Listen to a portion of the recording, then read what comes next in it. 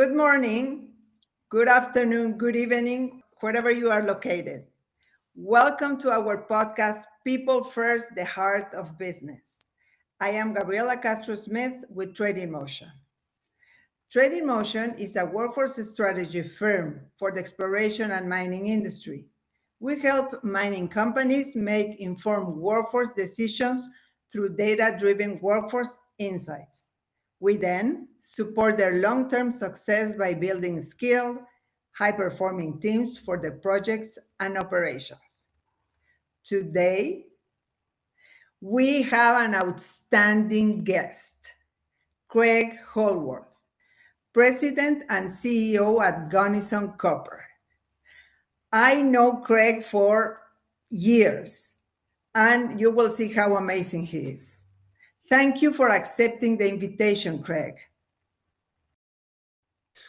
Well, thank you, Gabriela, for that very generous introduction. I really appreciate your time and all of your viewers' time, and I'm really looking forward to talking to everyone today about Gunnison Copper and how we're putting people first.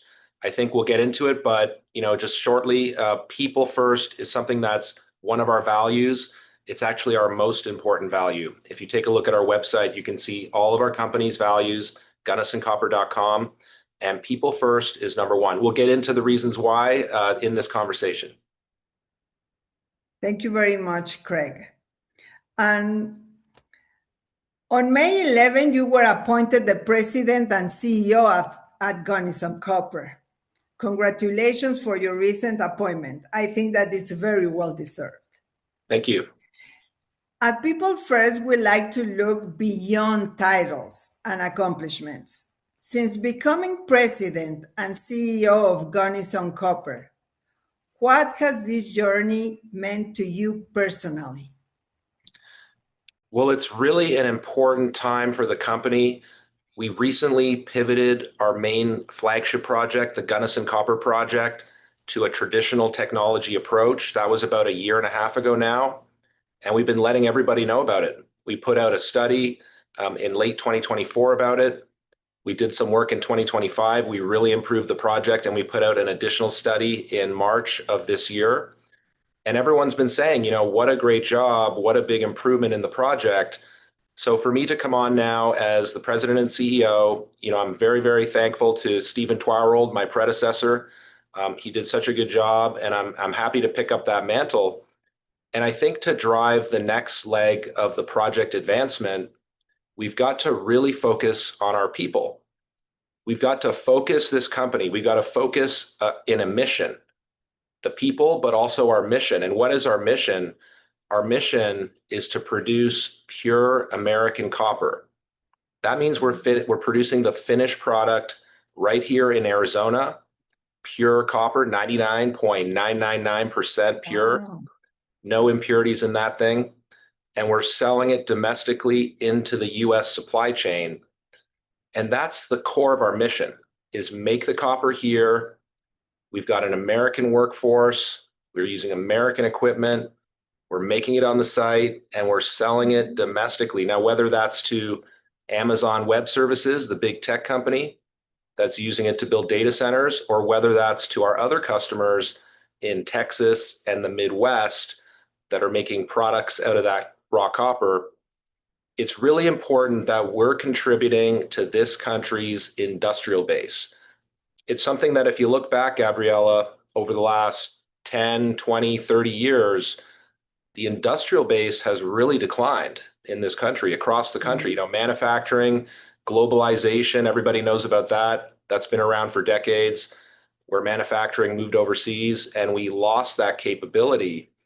And I think events of the last 5 years, maybe even 10 years, have shown us the weakness that presents us with in our society, because when we rely on foreign production, we are subject to, global geopolitical tensions. We're subject to potential future wars. We're subject to pandemics. We saw that in the pandemic.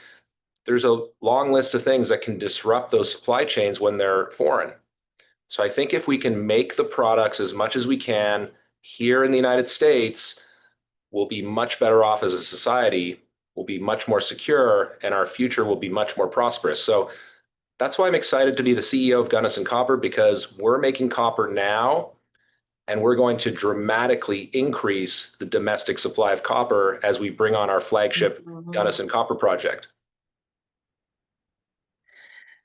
So can you say that Gunnison Copper is one of the companies leading the next generation of copper mining? Absolutely. We were restarting last year our Johnson Camp mine. This was the first mine restart to make pure copper in the country in many, many years. And we were so delighted to see a couple of our peers, there's two other projects that came online to produce copper domestically in the last sort of 6 months after us, but we were the first, and nobody had done it in many, many years. So everyone liked it. Everyone loved it, actually. They liked to see a mine that had produced in the past come online. We did it with our partner, Rio Tinto.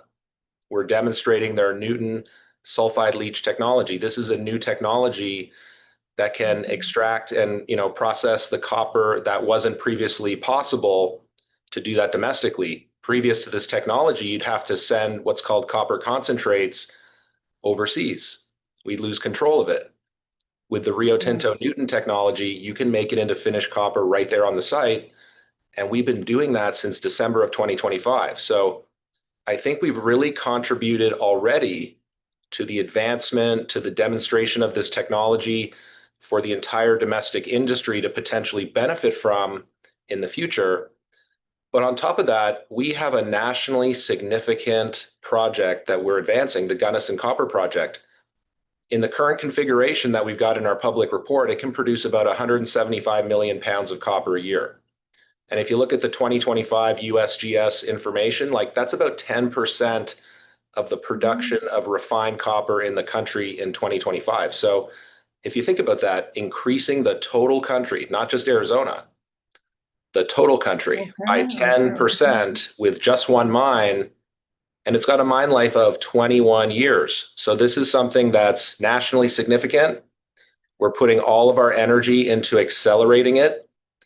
I think we've seen the government, the Trump administration, they've done a lot. They've done a lot to really enhance and improve the ability for domestic American companies to advance their projects, to build new mines, to bring on new supply so that we can be secure. So I'm very thankful to the administration. And I think what we're trying to do now is work with them to accelerate this big project that can bring on a new 10%. Yeah, and it's amazing how the US administration now is giving so much its efforts and support to the mining industry that at the end we need for the future of the country, for the future of the world. So it's amazing how these things are happening. And also, I would like to talk about high tech. You were mentioning about Newton, and I would like to talk a little bit about high tech and innovation, that the mining industries are at this moment, our modern mining is a high tech, innovation driven industry. It's not like I suppose that it happened to you too, that you talk to people and they think that mining is like 200 years ago. And it's not like that. Mining is really high tech and innovation. And I would like to discuss about this with you. Technology in mining is making it safer, more productive, and more sustainable. So, how is this new technology shaping the future of mining? We're seeing incredible innovation, all across the industry here. Start off with mining. We're seeing automation. We're seeing electric powered vehicles with low emissions. We're seeing improvements using artificial intelligence on sequencing of equipment and, virtualization across the mine site, being able to sort of, almost like a hologram, see where all of the resources are in the mine in real time, in order to optimize the scheduling of equipment and machines and people. So it's incredible advancements that we're seeing. We're seeing it, for example, from Caterpillar and our supplier, Empire Cat. These are great companies that have really been pushing the boundaries of automation and optimization. So that's on the mining side. On the processing side, everyone's trying to do something different, trying to unlock, for example, sulfide leaching. We talked about what Rio Tinto's done. For decades now, they've been investing. I mean, I don't know the number, but it must be in the hundreds of millions of dollars. So they've really been putting their money to work, to invest their own money into innovation. And what they've been able to do, what we're demonstrating at Johnson Camp, is that we're now leaching sulfide copper. And when you leach the sulfide copper with their technology, it uses dramatically less water. It's dramatically lower emissions versus, shipping concentrates to Asia. If you can just imagine the trains and the ships on the ocean, all those emissions, shipping stuff overseas. And importantly, I'm going to go back to water. In Arizona, we're using a lot less water with this technology. So there's improvements there. And in addition to that, I'm not going to name them, but you've seen some other really innovative companies. Some of them have been recently supported by the Departments of Energy and War in the United States. And they're doing things like new methods to process rare earths. Everyone's talking about rare earths because some of those rare earths, we have 0% production in the United States. 100% of the production of some of those rare earths in terms of the finished metal is overseas. So that's not reliable.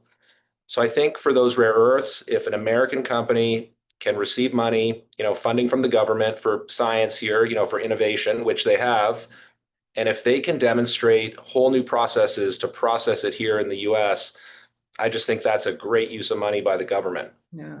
And so finally, I think I want to link this back to people because, like you said, when we go to colleges, when we go to talk to students, the younger people that may be entering the workforce soon, and we're telling them about the mining industry, and they're saying, wow, I had no idea the technology involved. I mean, mining is heavy sciences if you think about it. If someone thinks about mining, they might just think about, someone driving a truck or someone operating a drill. But there's also, in addition to those important jobs, there's also other jobs heavy in sciences, things like metallurgy, geology, engineering. There's multiple fields of engineering. So there's many, many hard sciences in this industry that makes it very, very interesting.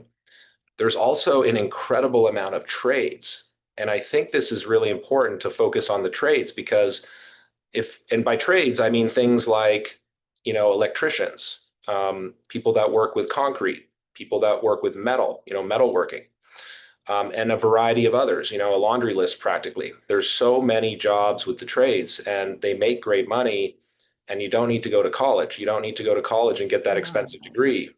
So it's something that can make a lot of sense in terms of getting training. Our company provides training. We actually have just implemented the first ever apprenticeship program in Cochise County. And I expect the first job availability to be posted very soon for that. But if I talk to other mining companies in other counties in Arizona, they're doing similar things. They're training for the trades and they're trying to encourage, younger people in colleges. If you're going for those degrees in hard science, why don't you give us a look? Because we're doing things a lot more cleanly, a lot more sustainable, a lot more environmentally, conscious than 100 years ago. Because when people think about mining from 100 years ago, it's a completely different story today. We're very, very concerned and focused on sustainability and making sure that we're responsible to all of our stakeholders. So it's a whole different world, at least in the United States, where we've got very rigorous laws, very rigorous regulations. And I think the culture of our mining companies here in the United States is such that we really, really prioritize sustainability and also safety. We didn't talk about safety yet, but safety is paramount for us. We need to ensure our people are safe. We like to say we want them to go home at least as good as when they came, hopefully better. And it's something that's very important and part of our people first. Exactly, Craig. I agree with you. And I don't know, what would you do as a company to promote the good practices of mining to the new generation, to let them know, hey, we are a great industry. You can have a career with us and you can live well. So what are we missing that we are not attracting all this new generation and making this marketing to let them know how good the industry is?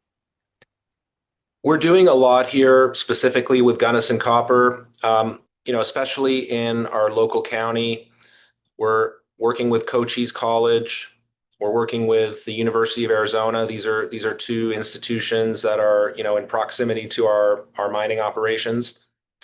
But I think on a grander scale, it really requires something like the government, or maybe if a coalition of the big mining companies was formed with that type of money behind it. I mean, but probably more of a partnership with the government to really try to get this information out to young people. And I think that it is happening. You don't necessarily hear about it every day, but I'm aware of government programs, initiatives at the state level, for example, the Arizona state, where there's people going to high schools, because that's where you have to start sometimes. It's not necessarily once someone's already in their 20s and looking for work. It's actually at the high school level and maybe even earlier, but at least at the high school level, where if we get people from the industry to take the time to visit these classrooms and tell students, young people about the industry, it can really start to build sort of a momentum here. But we also have to remember parents, because parents have a significant influence on young people. And if their opinion, if in their minds, if the young person comes home and says, I want to be an electrician at the copper mine next door, how's the parent going to react? Are they aware of how good of a career that is? Are they aware of, what the current, modern mining industry, what's going on, the sustainability? Because if they're not, then they might react negatively and try to discourage that path. So I think it's really a full spectrum here that's needed of information to young people, even and also their parents. Yeah, I agree with you, Craig. And also, it is my understanding that some companies and associations, they are also providing training to teachers to let them know what mining is, because they really don't know. I mean, people in working in the mining industry, we know what mining is, but outside the industry, people are not aware of what really the mining industry provides, what mining is. And going to the educators, to teachers, that helps a lot. I think the bottom line here is, and this is a famous saying, but if it's not grown, then it must be mined. And what that's talking about is the resources that we need as a society. We need resources, natural resources, to manufacture all of the goods that we consume.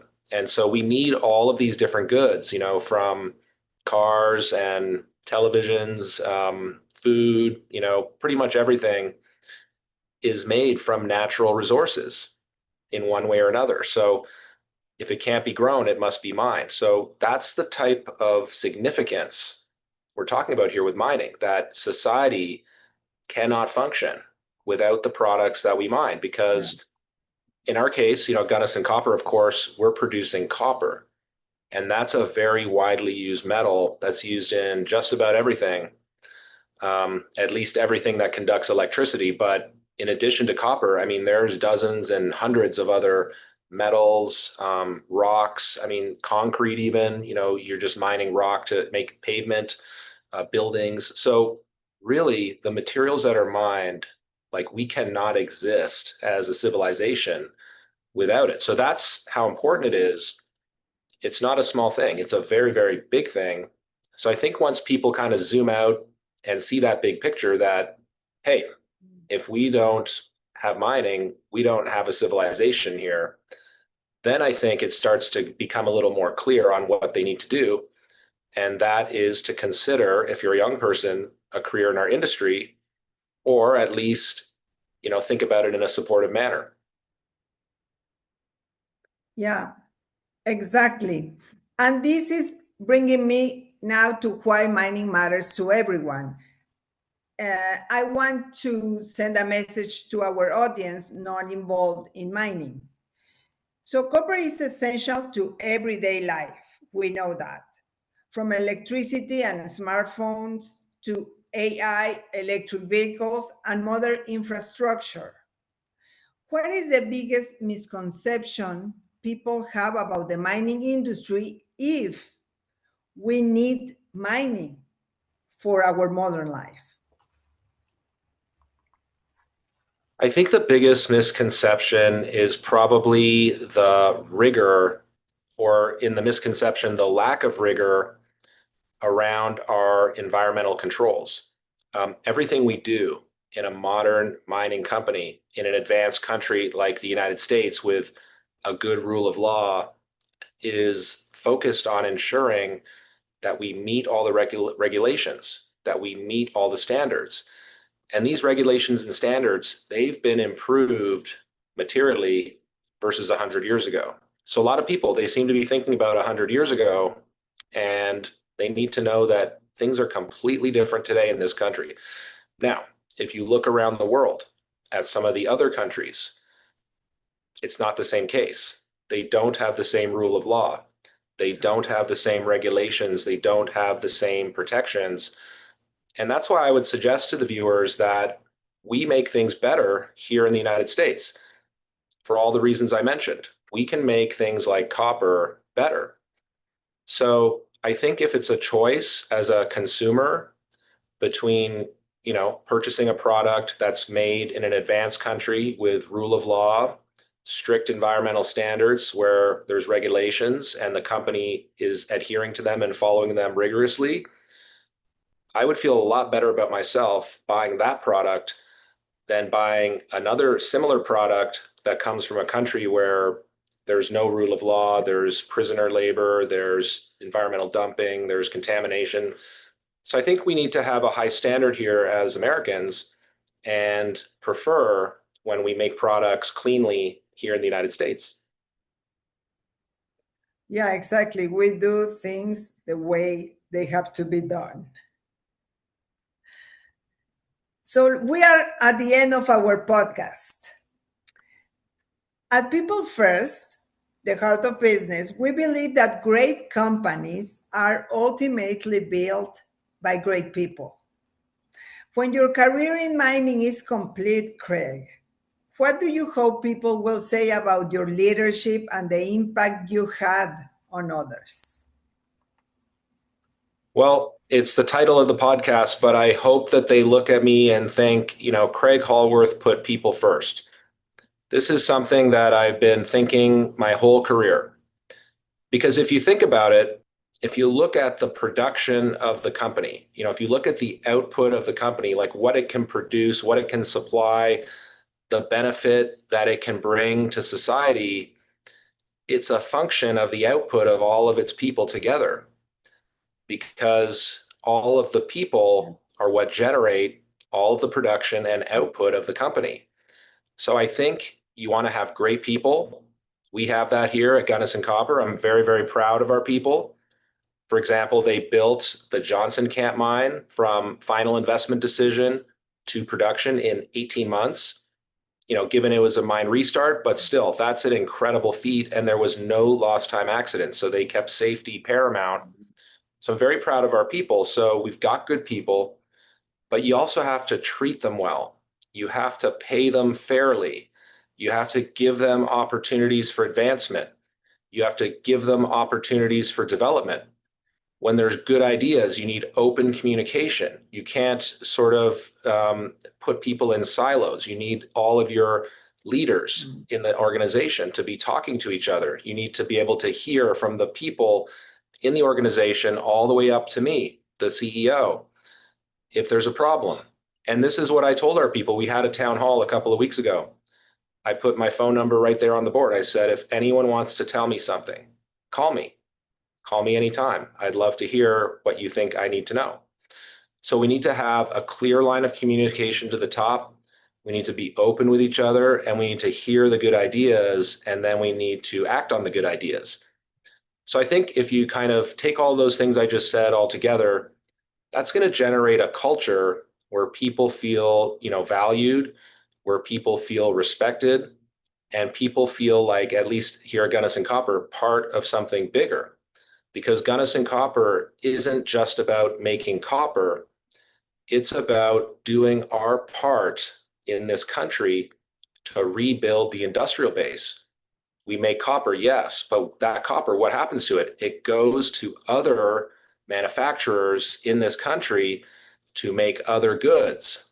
And so that's our part in this grand scheme that we're all part of here, improving the country, improving our supply chain security, and it's all for our future prosperity. So I'm very, very happy with Gunnison Copper, and I invite you to please follow us at GunnisonCopper.com. Thank you very much, Craig. It was incredible to have you on the podcast. And thank you for our audience, for the ones who are in the mining industry, for the ones who are not in the mining industry. Follow us and follow Gunnison Copper. Thank you very much. Have a good evening, have a good afternoon, or a good morning.